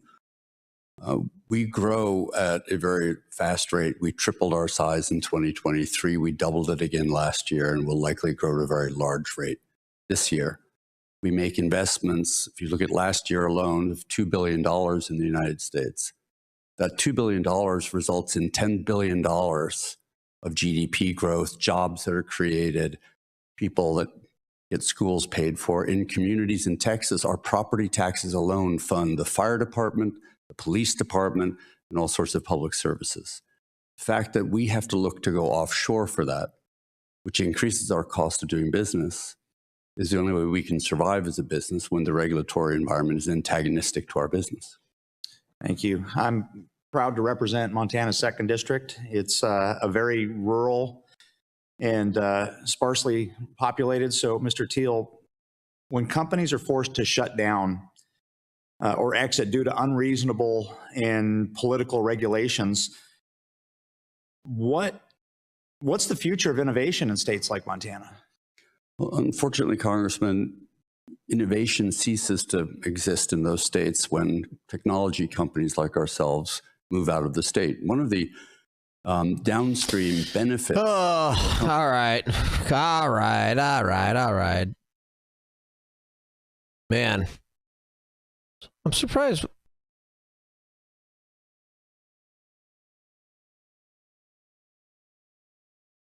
Trump versus the courts. Who will win? Patriotism is back. Chant with the lender. Construction loans for custom home building. That actually may be pretty interesting. Hi, everyone. It is Chelsea. Watch later. I'm going to save that. I'm actually interested in that for work reasons. That's interesting. It wants to show me construction loan stuff. Russian dad at 16 years old, they freeze without firewood. What the heck? Super senior, the wheels are coming off. David Schweikert implores Congress to avert financial Armageddon. Wow, this guy did another The thing. Speaker's announced policy of January 3rd, 2025. The gentleman from Arizona, Mr. Schweikert, is recognized for 60 minutes as the designee of the Majority Leader.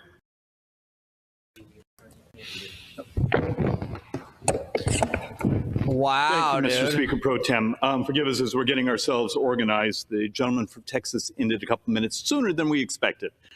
For anyone listening, whether it be staff, another member, anyone that actually gives a darn, give me your first 4 minutes, because the first 4 minutes is I need to explain why we've been joking about it in a dark way. We're in the budget wars. It's about reconciliation. Why is there such angst by some of us? You know, thank you, Mr. Speaker. I chair the Joint Economic Committee, so I'm the idiot with all the economists. I'm number 4 on Ways and Means.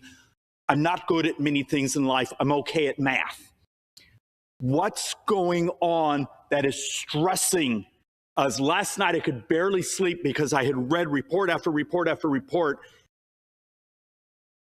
In the math. Oh, I know, no, that's amazing. Like, so David Schweikert, or however you say it, like he does these like every so often, or at least this is like I think this might be the third time I've known he's done like one of these really long like financial presentations on the House floor.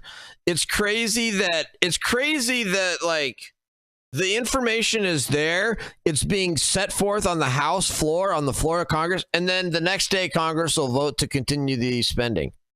It's crazy. Math was devastating. And this is what we need to understand. Nice, Doc Watson. Here's our reality. Nice. And forgive us, we've been going as fast as we can in our office to find some way to explain what the hell's going on. At the end of this budget year, so September 30th, into this budget year, United States debt by Congressional Budget Office is projected to be $37.2 trillion. Okay. They're projecting over the next 10 years, we add another $20 trillion. But if you then on top of that, so the debate that's been going on is we have these provisions of the 2017 tax reform. Thank you. The 2017 tax reform that are expiring at the end of this year. If you go take it to 2035, because that's sort of the 10-year window, 9 budget years, it's another $5.5 trillion. Then you add on to that the interest, because it turns out if you were to finance it, not pay for any of it, that's another $1.3 trillion on top of that. Then if you were to come in here and then take the president's requests. So let's just, because we have a couple members here, just say, just do everything, make everyone happy. Screw my retirement, the next generation. America will be fine. You add it all up, by 2035, you have over $74 trillion in debt. You're somewhere in the 155 or so % of the entire economy is borrowed. Today, we're a little less than 100.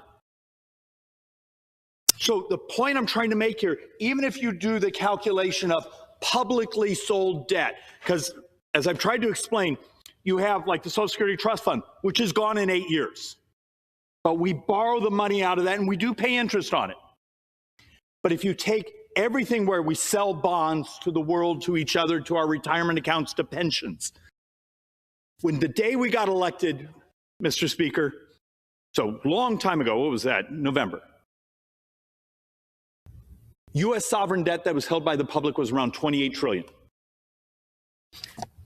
These numbers right now say that number that took, 240 years of publicly held debt, we intend to double in 9 years. In 9 years, we're going to functionally add another 28 trillion of publicly held debt. Actually, a little more if we do these things on finance, or excuse me, finance them and don't try to pay for them. This is my 4-minute spiel. When you see some of us stressing out, when you see some of us, he's being disharmonious. Maybe it's because I own a damn calculator. Oh, really? Doc Watson, his answer is to massively flood the country with immigrants to keep production up. That's always the answer to a lot of these things. I disagree with it. It's like, why can't we just massively cut spending right now? That's a better answer.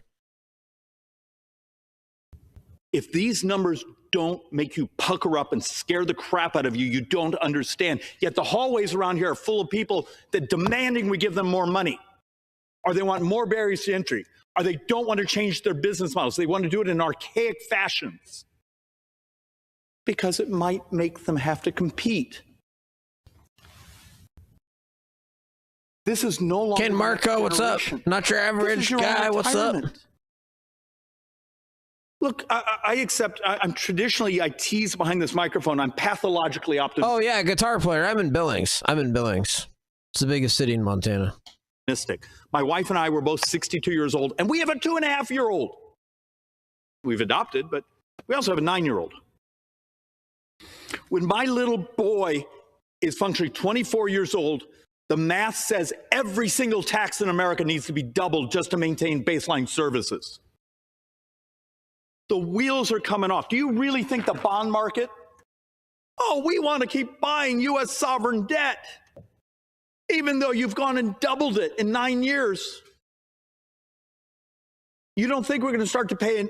We did a math problem a couple of weeks ago on this floor, and we showed that if we stressed the bond markets, if we got up to a 6% handle, and it wasn't that many decades ago, U.S. sovereign debt was up, kissing up around 6%. In 9 years, 45% of all U.S. tax receipts went to interest. You think this is a game? The bond market is on the edge of running this country, not us.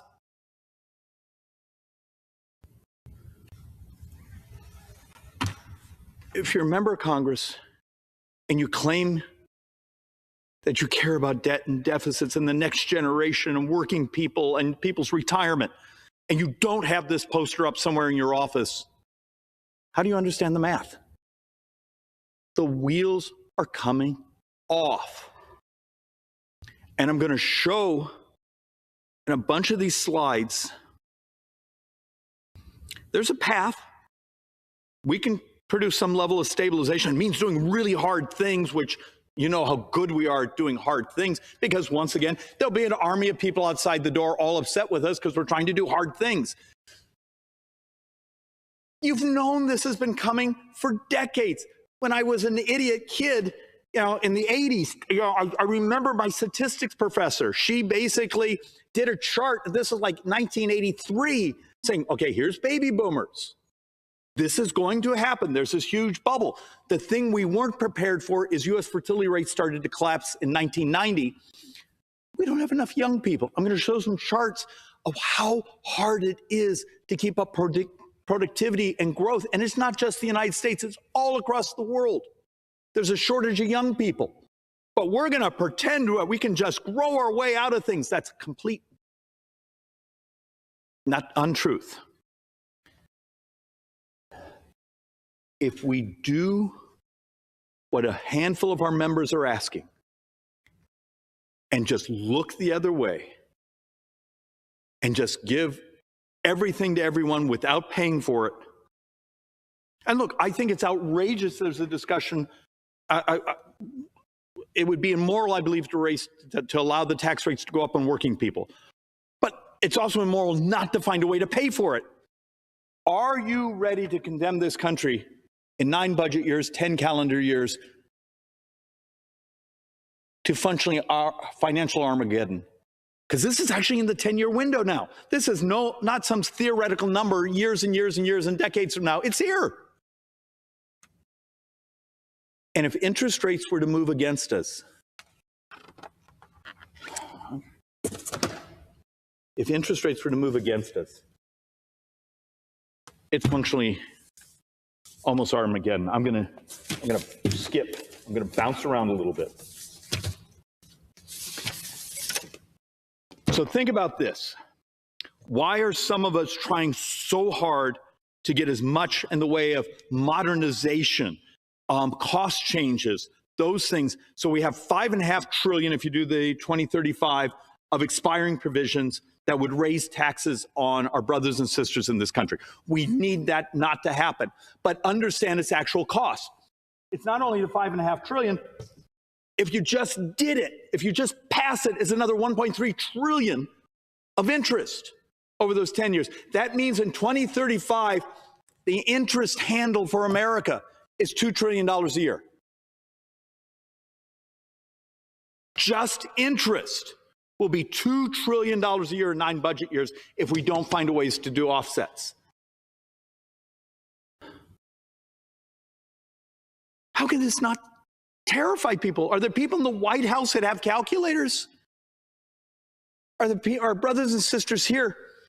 Do you really think the debt markets, oh, we want to buy that much more U.S. sovereign bond? Look, there's a funny fact, interesting factoid. It's not necessarily funny. The world today has the highest ratio of debt since the Napoleonic Wars. And if you remember your history, after that, there was years and years and years of misery as governments tried to figure out how to unwind and go to war with each other and those things because of the depressions that it caused. We're not the only country binging on debt. And I'll say this a couple times, and it's the one thing that gets me really hateful emails and text messages. 100%, well, almost 100% of the next 10 years of debt is interest and demographics. Almost all of it is Medicare. Our brothers and sisters, people like me, baby boomers, gray hair, we're moving into our earned benefits. We didn't set aside enough money, and we've been unwilling to modernize how we deliver services because it annoys the lobbyists and the people at home, and people get uncomfortable. Oh, David, you want to use technology. You don't have a choice. You just don't have a choice. It's not my feelings, it's math. But you start to look at this. If you look at the data right now, if we were to do the expiring tax provisions within the budget window, the United States will pay $2 trillion plus a year just in interest. And that's at today's interest rates. That's without even a calculation of raising interest rates going up.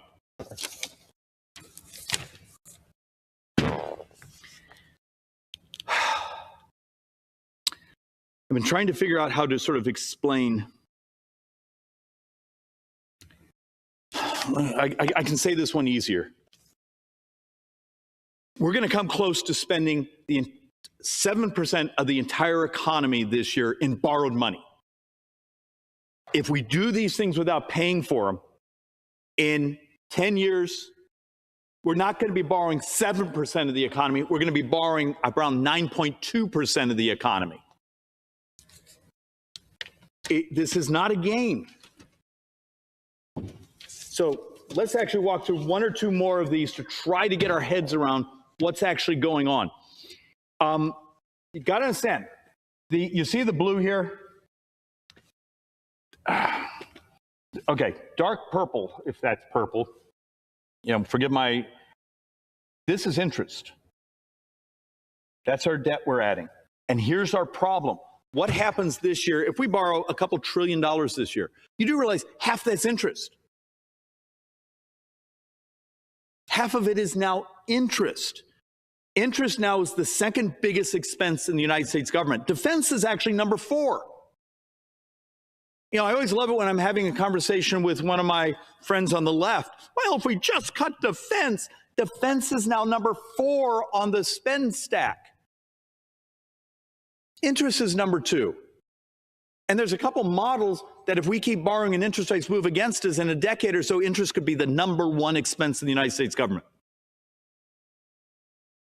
And I've done presentation after presentation of this concept called interest fragility. I think I'm probably the only one that listened to it, and sometimes I wonder if I even listen to myself. This isn't a game. There's a reason the British government collapsed this summer. You know, Liz Truss, yeah, we're a hell of a lot bigger economy. Do we really think because we have the two great extraordinary privileges of the reserve currency and being a country that people want to do business in, live in, prosper in? Do you think we keep those things if we keep this sort of clown show going? So let's actually walk through a couple more of these, and then I'm going to try to have a little fun mocking some of the suggestions that keep coming in. Debt held by the public under alternative conditions. Trying to make increase in primary deficits. This is where, and I need to explain, this is going to be a little tricky. In 2033, because what was done in this body in lame duck, where we functionally took another. I like it. I like it. I like it. I like Schweikert, David Schweikert. We are gonna play some Arma 3, which I've been enjoying quite a bit lately. Particularly just some of these, I turned the difficulty level down a little bit on some of these scenarios to where I can actually complete them on just kind of like my first attempt and just kind of have fun with it. So let me run through a couple of these. All right, let me catch up on chat. Pink Haired, what up? It says a lot when Dems are so afraid of Musk. Oh, I know. The answer is really easy. Stop the corrupt spending and bring back the marginal tax rate. Tax anyone making over $1 million a year at 100% marginal tax rate. Gross, terrible idea. I'm with Numb on that. That's like communism, essentially.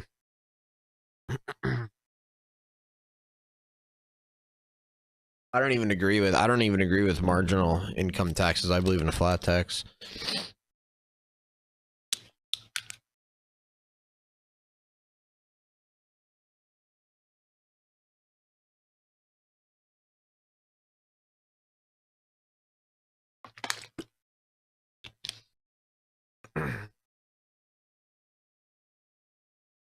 I definitely would agree that Elon and Taylor Swift both earned their money. The only people that you could say like didn't earn their money, I would say, would be people that actually inherited it. Steal a car.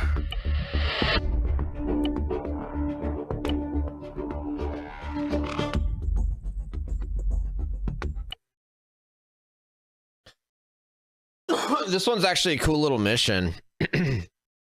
This one's actually a cool little mission.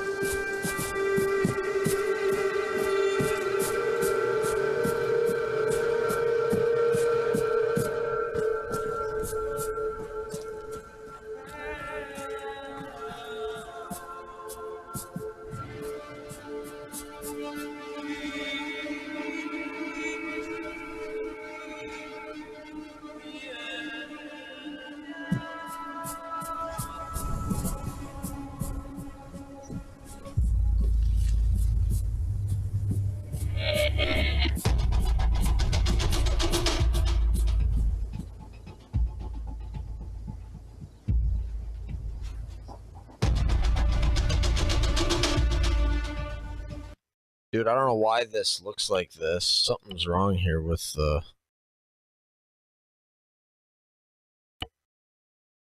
No, not that. Whoops.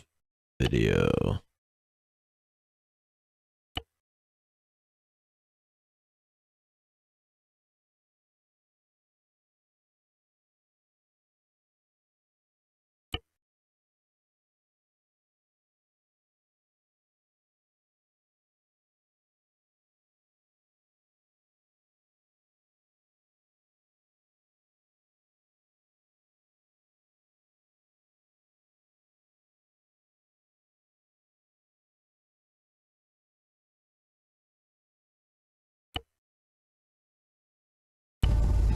Holy cow, yeah, that looks totally different.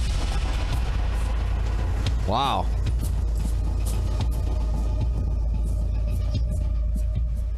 That contrast was way off.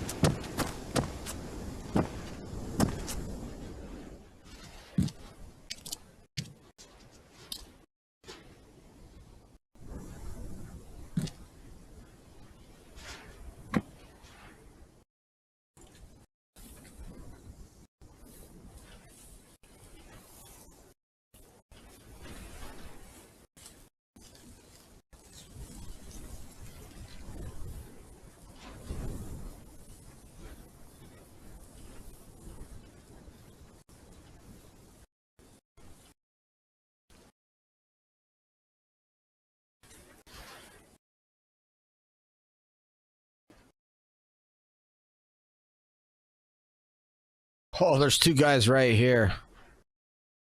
Where's this vehicle?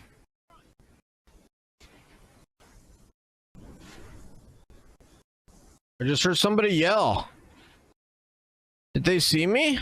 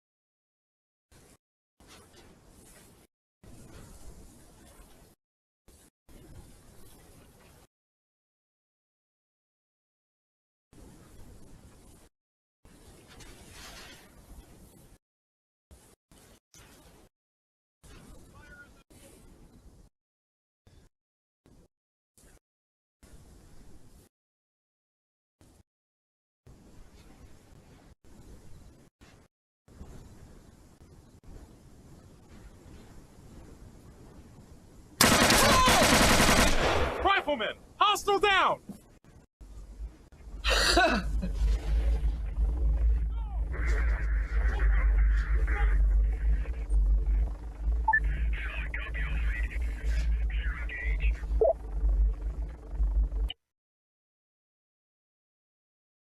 Oh, dude, this shit's way too loud. Holy cow.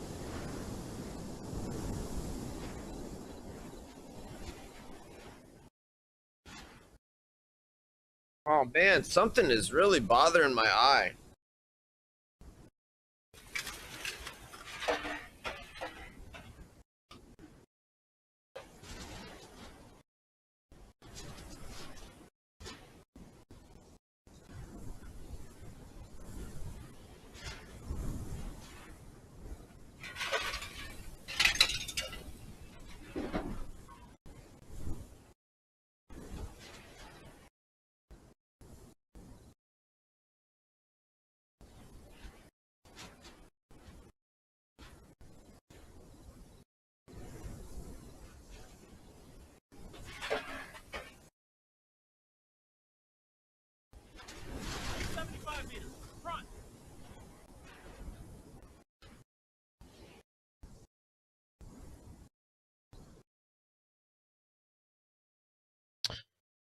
All right, I gotta turn this volume way down, dude. Holy cow.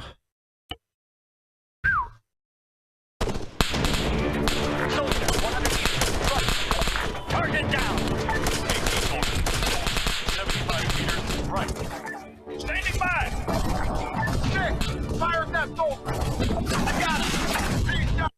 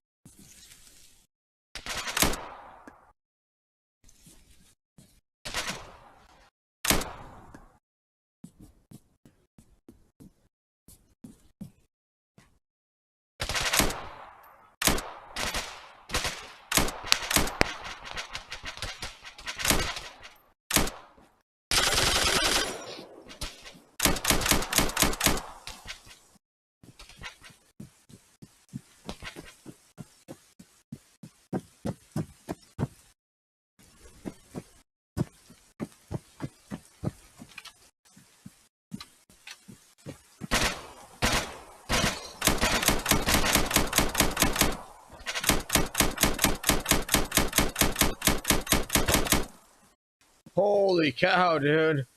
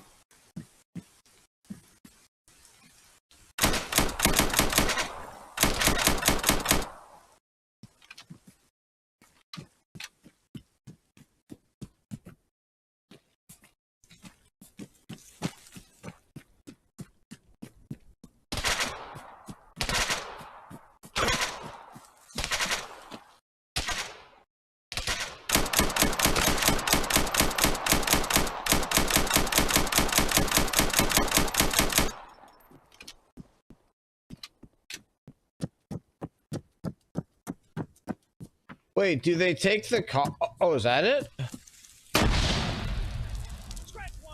Oh, dude, he naded me.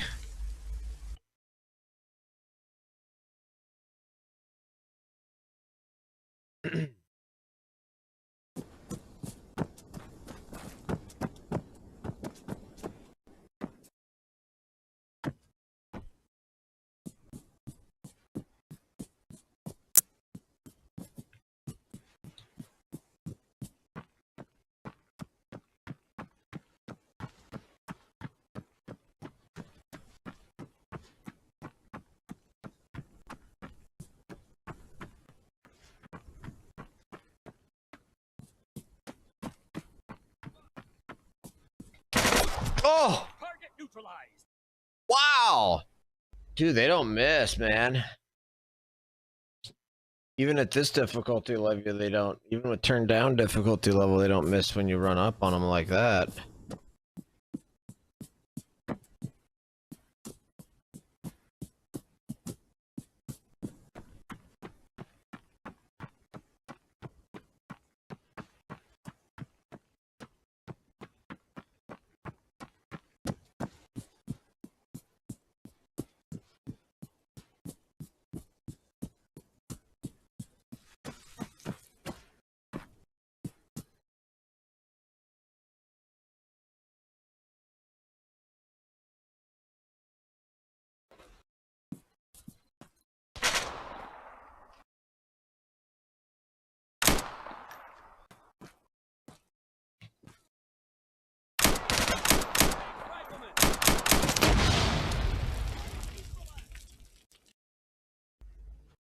Holy frick, dude. Oh, hi.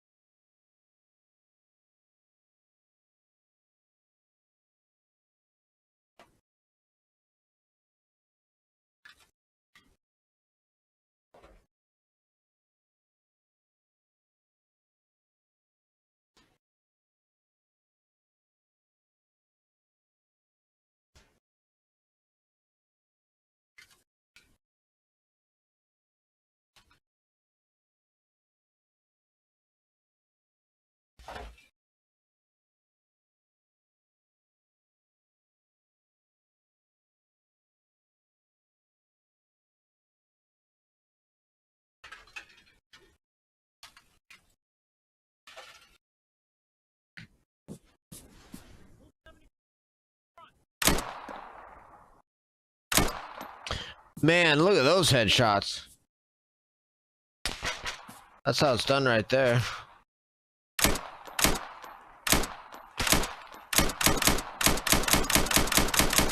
I think there's multiple ways to... What?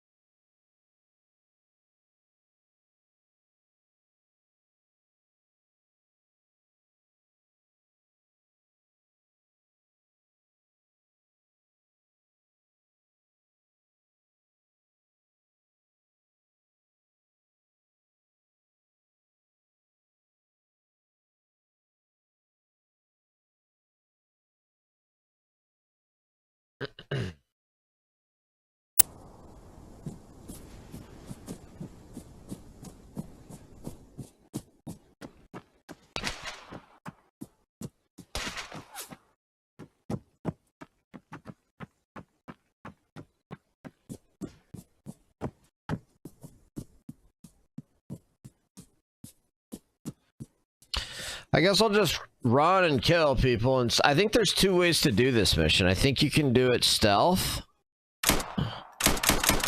or you can just go in guns blazing. And I'm choosing the... Oh, I'm gonna get killed. I'm choosing the latter option there.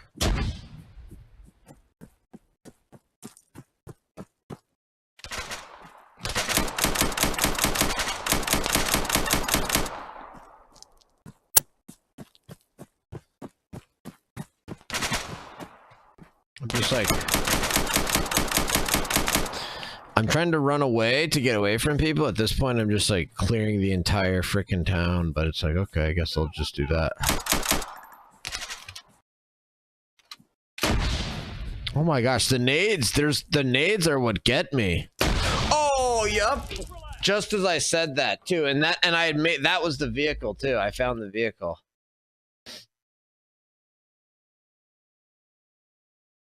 Might try a different tactic this time.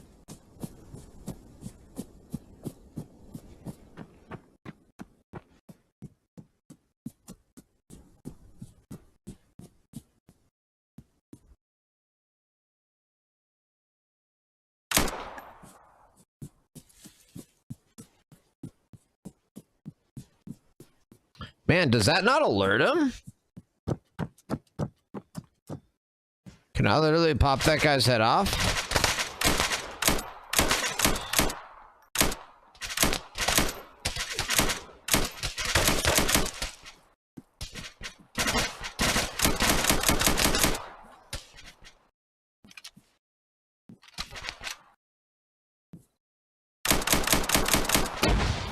Oh, man. Dude, these nades are out of control.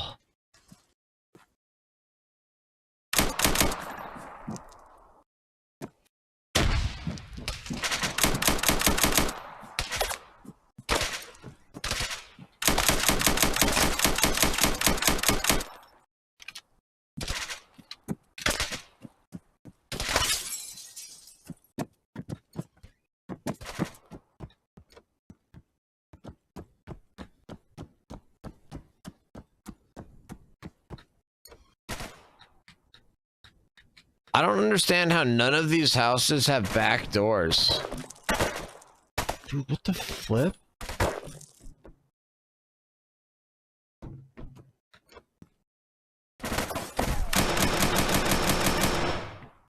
How do none of these houses have back doors? It's the most bizarre thing.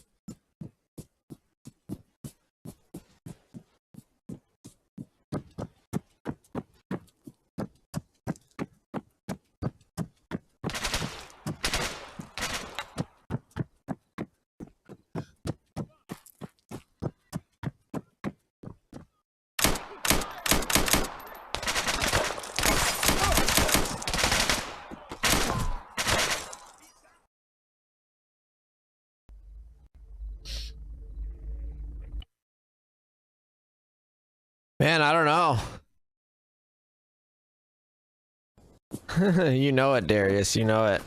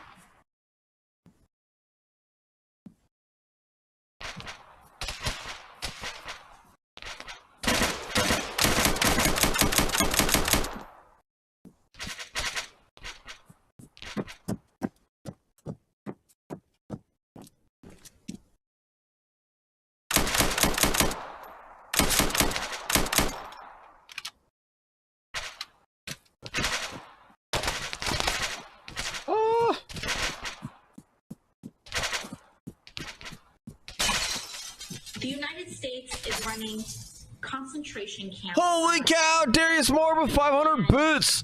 Holy smokes. Thank you, Darius Moore. You the man. Wow, thank you so much. That's huge. 500 bits is huge. I haven't had a cheer that big in a long, long time.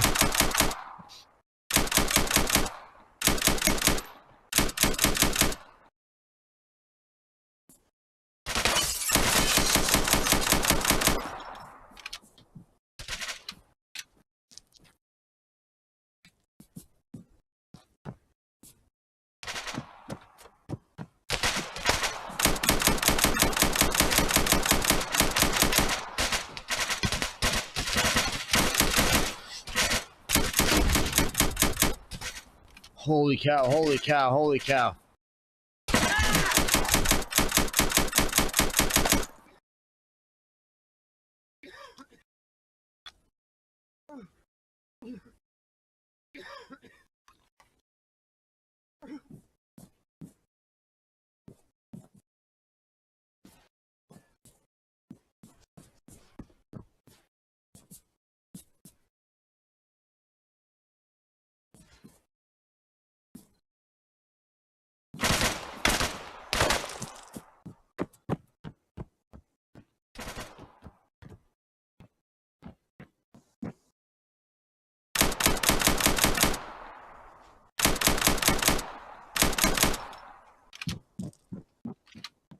Frick, I only have a couple of mags left.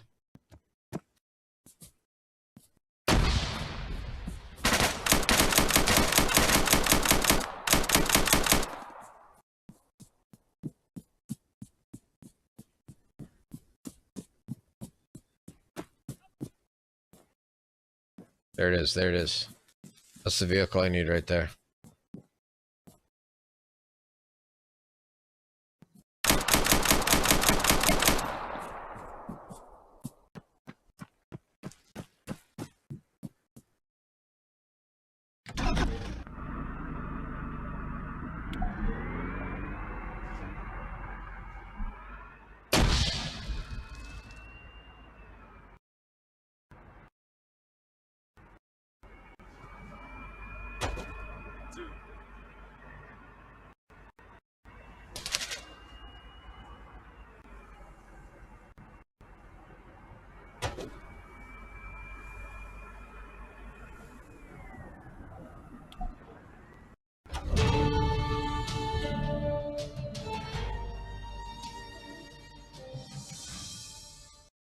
That's how it's done right there, boys.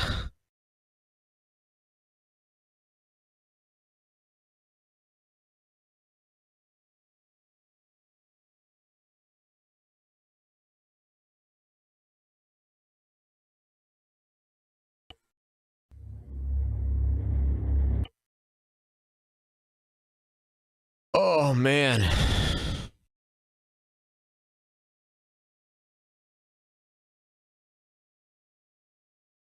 I need to get some food, folks. I need to get some food. Thanks for checking out the stream. Darius Moore, thank you so much for the 500 bits. Makers Dave for the 100 bits. Thank you guys for chatting so much. Sorry I was a little bit disconnected from chat tonight. I feel like I was totally disconnected from chat tonight. Sorry about that. See you guys tomorrow.